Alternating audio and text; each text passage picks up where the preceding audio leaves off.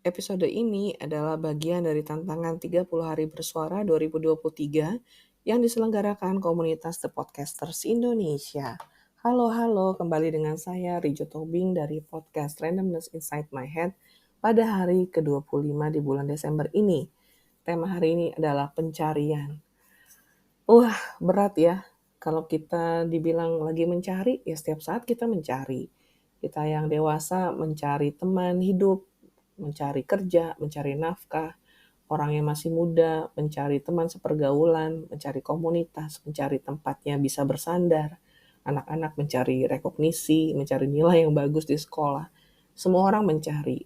Dan bagaimana mencari sesuatu itu tergantung pada apa yang sebenarnya kita cari ya. Lalu kita menentukan strategi untuk mencapainya. Saya mau cerita sedikit tentang pencarian saya untuk menjadi saya yang seperti sekarang ini dan bagaimana saya mendampingi anak-anak untuk mencari bakat mereka. Yang pertama tentang saya ya. Jadi waktu saya menjadi ibu rumah tangga, saya mencari hal lain yang bisa saya lakukan sambil mengurus keluarga. Jadi saya udah berdamai dengan kenyataan bahwa saya nggak akan kembali kerja di kantor, tapi apa yang saya bisa lakukan? Suatu saat saya pergi membeli baju-baju buat anak saya yang pertama, dan di situ ada possibility untuk membeli dengan harga grosir dan menjualnya kembali dengan margin tertentu. Oleh karena itu, saya mulai membuka toko perlengkapan bayi dan menjalaninya selama 2 tahun. Selama 2 tahun itu, saya mencari apakah pekerjaan ini cocok buat saya. Ternyata enggak. Saya memang bisa melakukannya dengan baik. Saya juga punya ilmunya untuk berdagang dengan baik, tapi saya tidak suka melakukannya.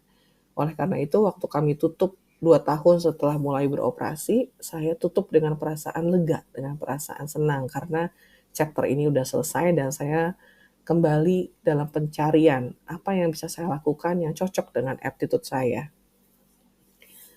Lalu saya mulai mengajar bahasa Inggris sepulang kami dari Swiss. Jadi toko yang pertama itu juga tutup karena kami pindah ke luar negeri. Saya waktu itu mendapat pekerjaannya secara kebetulan, rumah saya berdekatan dengan kawasan industri dan mereka membutuhkan banyak in-house training untuk bisnis English. Saya melakukannya dengan baik karena saya suka. Saya suka bahasa Inggris, saya suka mengajar. Mengajar itu kayaknya aptitude yang diturunkan dari mama saya yang seorang dosen. Ayah saya pengacara, tapi dia juga mengajar ya, dia mengajar orang tentang pasal-pasal hukum. Lalu setelah itu saya mulai mendesain kitchen set dan membuatnya. Saya bermitra dengan seorang tukang dan kami mengelola bengkel sampai sekarang. Tapi pekerjaan yang menurut saya benar-benar saya dapat, karena saya mencarinya adalah menjadi penulis fiksi. Jadi tahun 2016 saya mulai menulis kumpulan cerpen yang dilanjutkan dengan novel dalam bahasa Indonesia dan dalam bahasa Inggris. Saat ini sudah terbit, tunggu saya hitung dulu, 4 buku ya.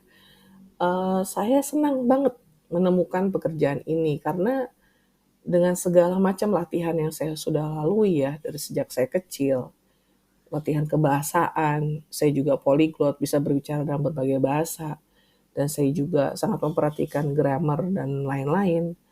Saya tahu saya bisa baik di sini, bisa berkembang, bisa menghasilkan sesuatu di sini. Jadi pencarian saya tuh, saya pikir waktu itu udah stop dengan menjadi penulis, tapi ternyata enggak. Waktu saya mulai belajar bahasa Korea tahun 2021, saya menemukan mimpi yang baru. Saya mulai mencari cara bagaimana menjadi guru bahasa Korea. Dan mulai tahun ini, saya punya murid, seorang anak umur 8 tahun yang suka BTS, makanya mau mulai belajar bahasa Korea. Jadi pencarian saya ternyata tidak berhenti di situ. Itu berlanjut ke hal lain. Ada hal lain yang saya desire, itu yang saya inginkan. Tapi di tengah pencarian memang ada banyak sekali titik jatuh bangunnya, titik di mana saya meragukan diri sendiri, di mana saya merasa sangat discourage. Itu adalah saat-saat waktu saya melihat orang lain. Udah belajar sekian lama, durasinya sama dengan saya, tapi kok kemajuannya jauh banget dibanding saya. Atau sepertimbangan usia, aduh saya udah tua ya, umur saya udah 40 sekian. Dibanding mereka yang umur 20-an yang lebih gesit, lebih berwawasan, lebih berkomunitas, dan lain-lain. saya kayaknya kalah start banget gitu. Banyak sekali poin-poin yang membuat saya meragukan diri sendiri, yang meragukan apa benar ini yang saya cari. Tapi setiap kali saya selesai mengajar atau melihat anak didik saya bisa membuat kalimat dalam bahasa Korea, bisa menulis dalam bahasa Korea, saya merasa awarded. Bahasa Koreanya itu Borami Senggita. Jadi ada self-worthness yang muncul. Itu yang saya rasakan setelah mengajar, itu juga yang saya rasakan setelah menulis. Jadi saya mengira pencarian saya itu bisa bercabang, tidak hanya satu hal yang saya inginkan, tapi bisa ada beberapa.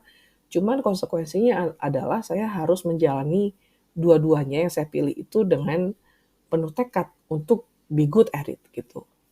Waktu mencari, kita tuh nggak mencari hanya untuk memiliki kan, kita pengen yang maksimal ada di situ. Misalnya aja mencari pasangan hidup kan nggak cuman asal pacaran misalnya, tapi kan kita mikir ke depan untuk menikah, untuk membina masa depan bersama, untuk menua bersama, hal-hal seperti itu. Nah, hal yang kedua untuk pencarian bakat. Waktu saya mulai punya anak, saya tahu bahwa ada beberapa bakat yang pasti diturunkan. Bakat-bakat seperti menulis, berbahasa asing, itu pasti karena secara genetik. Tapi ada begitu banyak kemungkinan di luar sana yang saya pengen perkenalkan ke anak-anak saya. Jadi saya mulai memberi mereka les demi les. Anak saya yang pertama tuh sejak usia 3 tahun udah les piano, gambar, dan balet. Dan itu ditekuni bertahun-tahun. Dia berhenti les balet pada umur 8 tahun karena dia ganti ke taekwondo. Sebelumnya dia udah coba renang juga. Jadi waktu itu prinsip saya adalah bagaimana memberikan aktivitas yang memberikan kesenangan secara fisik untuk melepaskan energi yang besar dari diri anak-anak. Saya memberi mereka les yang berkaitan juga dengan seni untuk mengasah sense keindahan itu dalam diri mereka. Dan terutama juga musik. Musik itu perlu karena mengembangkan otak kanan dan kiri, dan itu juga sarana untuk mempelajari bahasa yang baru ya. Karena waktu belajar musik kan belajar not, itu kan seperti bahasa yang completely different gitu dengan bahasa yang kita gunakan berkata-kata seperti ini. Tapi itu adalah bahasa juga untuk para musikus. Jadi dengan 3 prinsip itu, olahraga, seni, dan satu lagi musik, seni yang saya maksud adalah menggambar, itu saya mengembangkan bakat anak-anak saya. Memang di perjalanan saya melihat ada hal yang nggak cocok sama mereka. Seperti waktu anak saya berhenti balet, itu lebih karena dia udah nggak punya waktu lagi untuk les selain kegiatan di sekolah. Tapi waktu dia berpisah dengan les balet itu pun dia sangat menangis, sangat sangat sedih gitu berpisah karena dia suka dengan kegiatannya, tapi apa daya kita kan semua terbatas. Kita punya tenaga, waktu terbatas, kita harus pilih-pilih mana yang bisa memberikan hasil paling maksimal dengan effort kita yang paling maksimal juga gitu. Jadi waktu dia pindah ke taekwondo pun dia senang taekwondo, tapi dia masih pengen jalani balet karena dia udah melakukannya selama 5 tahun. Dan itu membentuk dia supaya punya keluasan yang mungkin, starting point-nya jadi nggak sama dengan para taekwondoin lain gitu. Lalu untuk, menggambar, memang itu ada bakat diturunkan dari saya dan suami saya. Tapi bagaimana mereka tidak menghentikan bakat itu cuma dari passion, jadi menjadi skill dan kemudian mastery, itu kami kasih les, kami kirim mereka ke guru-guru yang memang bisa membimbing mereka. Dalam pencarian bakat, ada saatnya kita melepas sesuatu yang ternyata nggak cocok sama kita. Sama kayak saya tadi, waktu saya mencari apa yang saya bisa lakukan selama sambil menjadi ibu rumah tangga, ada hal-hal yang saya lepas seperti yang berdagang itu, membuka toko, karena ternyata tidak cocok dengan attitude saya. Kita nggak bisa lakukan semua hal, jadi pilihlah hal yang memang cocok buat kita. Dan waktu mencari itu ada jatuh bangun, ada keraguan, ada patah hati pasti, ada kekecewaan, ada pertanyaan-pertanyaan.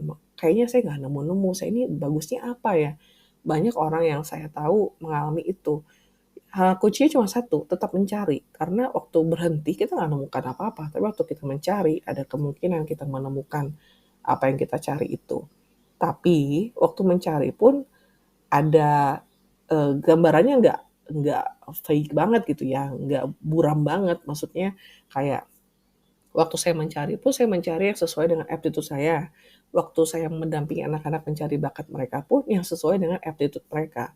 Jadi kayaknya, misalnya mereka apa ya, aduh saya nggak kebayang les apa yang kira-kira nggak cocok sama attitude mereka. Mmm, enggak, saya nggak kebayang, karena selama ini mereka les bukan les pelajaran ya. Jadi les untuk memang mengasah aspek lain dalam kognitif mereka, bukan hanya tentang pelajaran yang diterima di sekolah. Tapi, saya senang gitu dengan segala perjalanan pencarian itu, karena kita jadi merangkul semua hal yang baik dan nggak baik, dan jadi bersyukur untuk hal yang nggak baik, belajar dari hal yang nggak baik. Semua jatuh bangun, semua keputusasaan itu membuat saya dan anak-anak saya, mengalami proses pencarian yang sangat worth it, gitu. Apa yang kamu cari akhir-akhir ini, apa tahun ini? Saya harap kamu menemukannya, kalau enggak masih ada tahun depan. Teruslah berharap, teruslah semangat. Sampai ketemu besok.